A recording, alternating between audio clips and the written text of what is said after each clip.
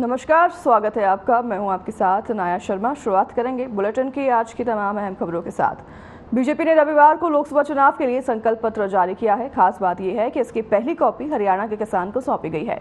किसानों के प्रतिनिधि के तौर पर यह कॉपी उन्हें दी गई है और उसकी जानकारी देते हुए हरियाणा बीजेपी ने अपने एक्स अकाउंट पर पोस्ट साझा करते हुए लिखा कि हमारे हरियाणा के पाना केशो गांव सलानी और जिला झज्जर के रहने वाले किसान रामवीर चाहर को प्रधानमंत्री नरेंद्र मोदी ने संकल्प पत्र की पहली कॉपी सौंपी है और यह हरियाणा और किसान का मान बढ़ाने वाली बात है।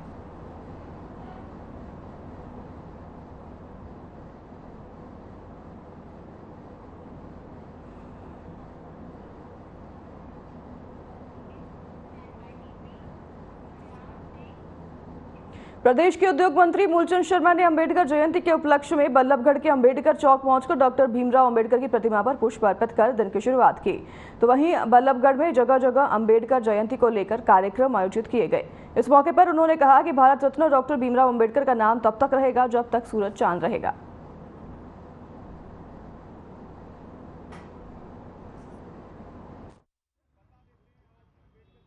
आज बाबा साहब डॉक्टर अम्बेडकर की जयंती है। सारी देश और दुनिया बड़े धूमधाम के साथ जयंती मनाई जा रही है और डॉक्टर साहब के दिखाए हुए रास्ते पर हम सब लोग आगे रास्ते पर चले हैं। चाहे संविधान की बात करें, कानून की बात करें और डॉक्टर ने अंतिम व्यक्ति का अवतार कैसे हो, अंतिम व्यक्ति का विकास कैसे हो, हर व्यक्ति के जो संविधान डॉक्टर साहब ने बनाया, आज उनको पूरा देश और पूरी दुनिया याद करती है। और डॉक्टर साहब ने आज़ादी के बाद संविधान का गठन किया, उसका आज हम सबको लागू। फरीदाबाद पृथला विधानसभा से पूर्व विधायक और बीजेपी वरिष्ठ नेता टेकचंद शर्मा ने लोकसभा प्रत्याशी के खिलाफ मोर्चा खोल दिया है। उनका कहना है कि वे लोकसभा चुनाव में बीजेपी प्रत्याशी के साथ चुनाव प्रचार नहीं करेंगे। इसके साथ ही पूर्व विधायक ने लोकसभा प्रत्याशी पर भ्रष्टाचार के आरोप लगाते हुए कहा कि लोकसभा क्षेत्र में बीजेपी प्रत्याशी की अच्छी छवि नहीं है। साथ ही उन्होंने कहा कि फरीदाबाद लोकसभा से बीजेपी को नुकसान उठाना पड़ सकता है।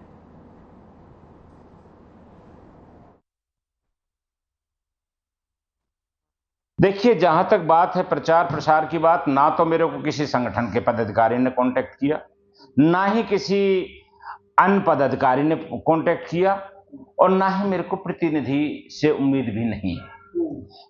आप जहां प्रचार प्रसार की बात है, मैं बिल्कुल नहीं जा रहा और ना ही मैं कृष्णपाल जी के साथ कोई प्रचार प्रसार करना चाहता हूं। कृष्णपाल जी का हर जगह पर भ्रष्टाचार में पूरा नाम आता है। चाहे पुलिस में दलालों की लिस्ट आई तो उसमें राजपाल मामा का नाम आया।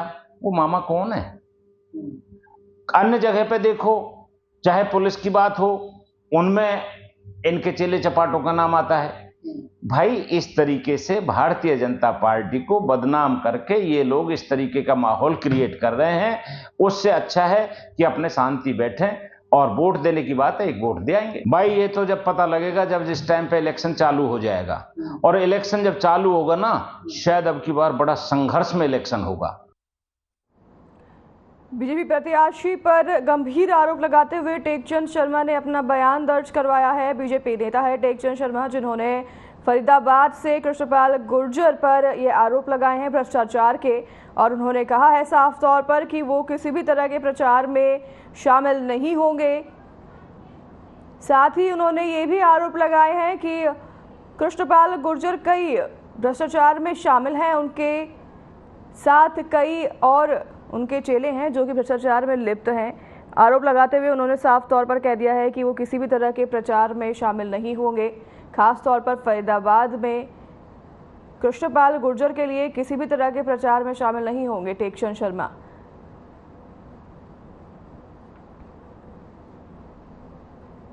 बड़ा बयान टेकचंद शर्मा का सामने आया है, जिसपे उन्होंने बयान देते हुए कृष्णपाल गुर्जर की निंदा की है।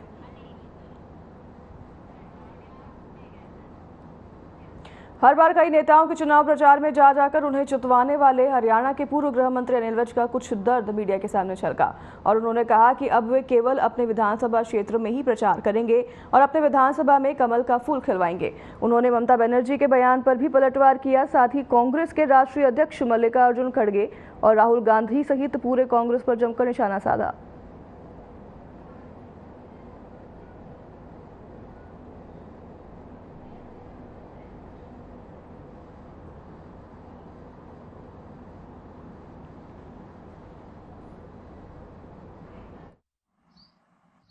सच को झूठ नजर आता है, झूठ में सच नजर आता है, अच्छे में बुरा नजर आता है, बुरों में अच्छा नजर आता है। अब उसको अपने बंदे नजर नहीं आते। संदेश खाली में जो किया है वो उसको नजर नहीं आते। जो ईडी की टीमों को मारते हैं, पीटते हैं, पत्थर मारते हैं, वो उसको नजर नहीं आते।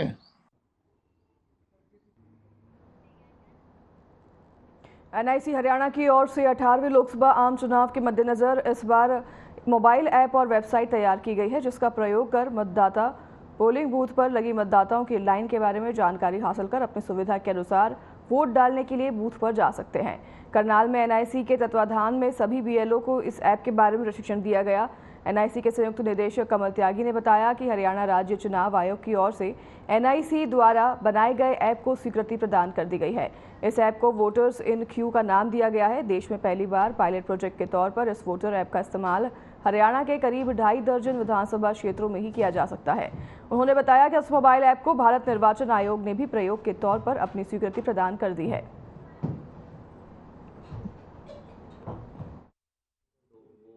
ये वोटर्स इन क्यू के बारे में है, जो कि आप सीओ हरियाणा द्वारा दिया गया है। ये ऐप तैयार करवाया गया एनआईसी के द्वारा। टेक्निकल इसमें एक्सपर्ट रहे हैं। जो टेक्निकल हमारा सॉफ्टवेयर तैयार करने वाली एनआईसी था, नेशनल इंफॉर्मेटिक्स सेंटर हरियाणा की तरफ से ये तैयार किया गया है।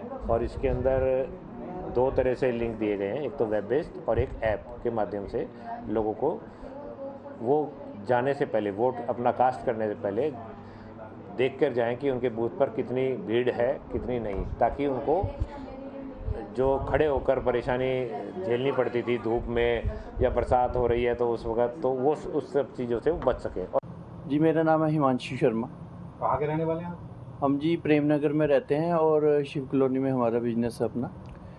देखो, पहली बात तो मैं आपका थैंक्स करना चाहूँगा कि आपने ये मुझे अपडेट दी है, क्योंकि हमें क्या पता, ये पता चलता ना कि ऐसी ऐप है या ना है।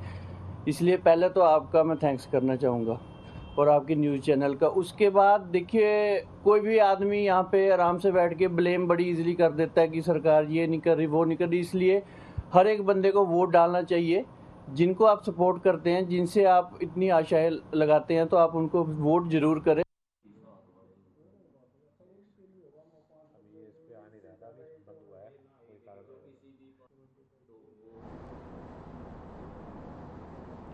मतदाताओं के लिए ये ऐप तैयार किया गया है। ऐप्स को वोटर्स इन क्यू का नाम दिया गया है। मोबाइल ऐप और वेबसाइट तैयार किया गया है और प्रदेश के करीब आधा दर्जन जगहों पर इस ऐप के इस्तेमाल जो है उसके किए जाने की स्वीकृति भी प्रदान कर दी गई है। तो वहीं इलेक्शन कमीशन की ओर से भी इसकी स्वीकृति प्रदान कर दी गई है। ऐप का इस्तेमाल करके मतदाता अपने घर पर ही क्यू का लाइन का पता लगा पाएंगे, कितनी लंबी लाइन जो है पोलिंग बूथ पर है, और फिर उसी हिसाब से वो अपने पोलिंग बूथ पर जाकर वोट कर सकते हैं। मतदाताओं की सहूलियत के लिए मोबाइल ऐप और वेबसाइट तैयार की गई है। इस ऐप और मोबाइल वेबसाइट पर मतदाता सारी जानकारी पोलिंग बूथ की देख सकते हैं।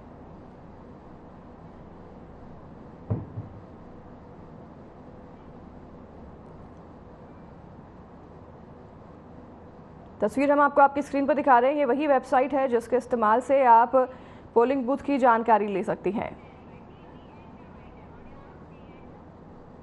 बीजेपी ने अपना संकल्प पत्र जारी कर दिया है। डॉक्टर सतीश पूनिया ने संकल्प पत्र को हर वर्ग का हितैषी और जनता की उम्मीद बताया है।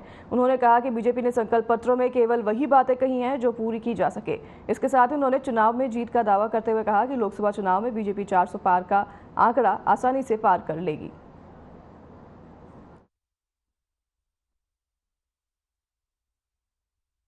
जनता पार्टी ने मोदी जी के आने के बाद देश की राजनीतिक परंपराओं की लीक को बदला है। आमतौर पर कांग्रेस की रिजीम में ये कहा जाता था कि हमारी घोषणाएं हैं जो आश्वासन तक सीमित रहती थी।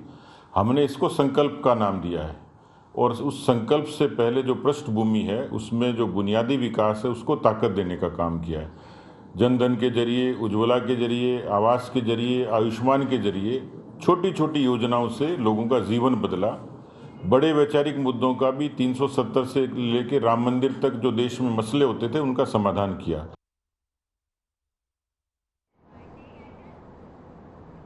बीजेपी ने रविवार को लोकसभा चुनाव के लिए संकल्प पत्र जारी किया है, जिसे लेकर बीजेपी राज्यसभा सांसद सुभाष बराला ने कहा कि बीजेपी का संकल्प पत्र हर वर्ग को ध्यान में रखकर जारी किया गया है। किसान, गरीब, महिला और युवा पर विशेष फोकस किया गया है।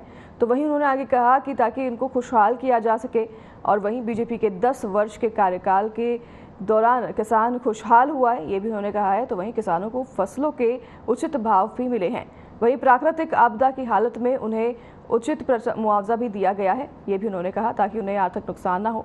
साथ ही उन्होंने कहा कि प्रधानमंत्री नरेंद्र मोदी ने लोकसभा चुनाव में 400 पार का नारा दिया है, वह हर हालत में पूरा होगा। देश की जनता ने नरेंद्र मोदी जी को देश का प्रधानमंत्री बना करके और देश हर प्रकार से मजबूत हो, देश विकास की गति को प्राप्त करते हुए आगे बढ़े, इसके लिए एक बहुत बड़ा देश की जनता ने मैंडेट दिया था और उसको देश के प्रधानमंत्री नरेंद्र मोदी जी ने इन 10 साल के अंदर पूरी तरह से